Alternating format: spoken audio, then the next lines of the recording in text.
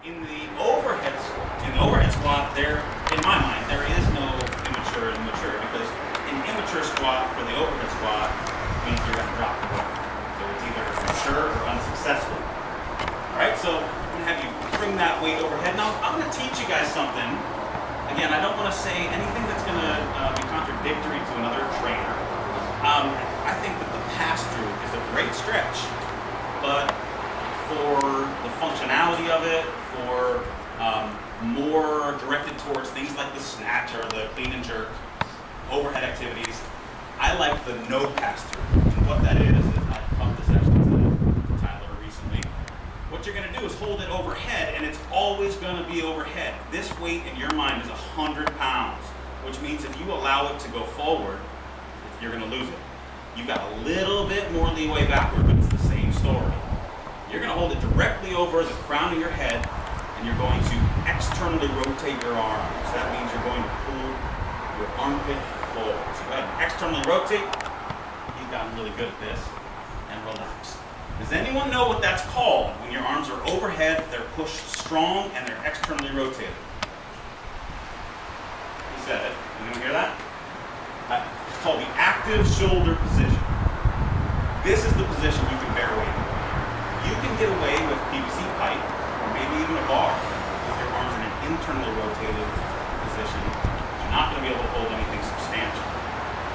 All right, so what I want you to do, everyone find a place where you're not going to punch anyone in the face. All right, arms overhead. I simply want you with your hands on the bar. Now, my hands are not connected to anything, so it's going to look like this to me. I want you to grip that bar, keep the elbow straight, and externally rotate. Show me your armpits.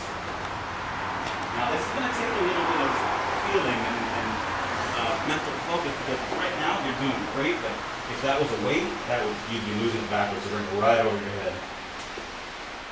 Even a little bit more. Perfect. All right, so what you want to do is, just for the amount of time it takes you to breathe, blow out and relax. Otherwise you get exhausted. Just holding it up there can be tiring. All right?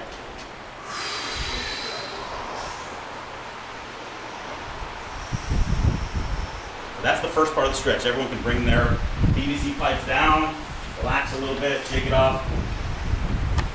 Okay, so now it's the second part. Now that we're going to get into a little bit more stretch, and progressively you're going to get more and more of a stretch.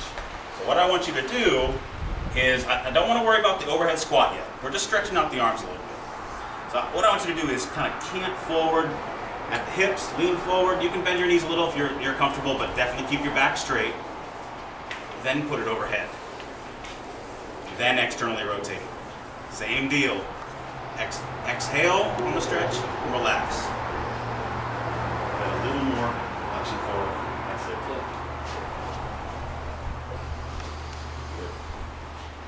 Good. Good, you're working for it. Is that a little bit more stretch when you bend forward at the hips? Yeah? Hey, you guys got quiet all of a sudden. Do we have interaction here or what? I'm tired. Oh, we just begun. All right, everyone can drop your knees. Relax. Good. Okay, so now let's get into the actual overhead squat, and then at the end we're going to do the final stretch for the no pass-through. And I call it the no pass-through because you're not doing so in a regular pass-through, it looks like this. Now I'm keeping my arms nice and wide, and that's still tight. What you're doing is a great stretch for the pecs, but you're kind of encouraging the weight to fall backwards. This no pass-through is going to encourage the weight to be stable overhead, right? If you decide not to use it and do pass-throughs for the rest of your life, good for you. But this is something that I find works. So anyway, if you come to the center, all right, let me get that there.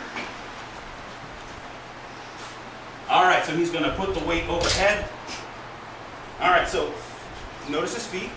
That's pretty. I'll tell you, I widen my feet for an overhead squat, but that's because I've got some flexibility issues.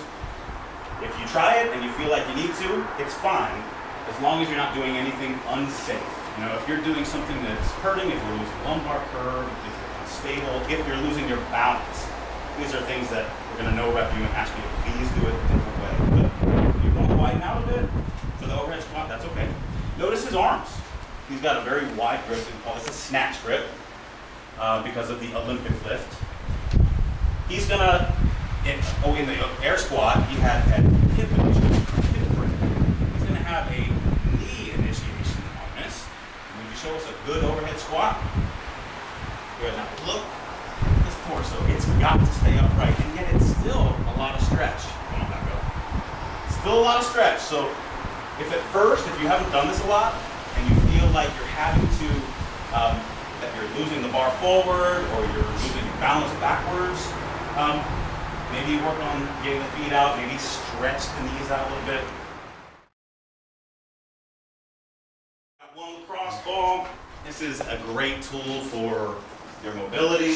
What we're going to use it for, are you pretty comfortable there? All right, so. It's getting weird.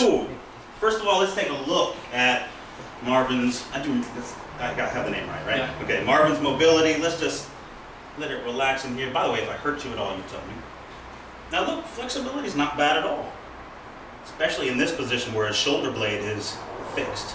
But there is a little bit. So, you're gonna hate me for a little bit, but you're gonna love the results. Right? I'll blame Matt later. So I'm gonna have you just lift your arm a bit, and I'm gonna place this lacrosse ball underneath your scapula, your shoulder blade. So go ahead and rest there. Now just resting there might be a little bit sore. All right, so we wanna make sure that the spine is safe, you're stable, you're not gonna do anything crazy, and I'm doing this for him today, but he would typically be doing the stretch on his own. So he's gonna now go into flexion, and that's gonna enhance the flexion stretch. I'm feeling it tighten right there. Is that hurting at all? No. Okay. So there are two kinds of stretches. Well, there's a million kinds of stretches, but two main kinds that I like.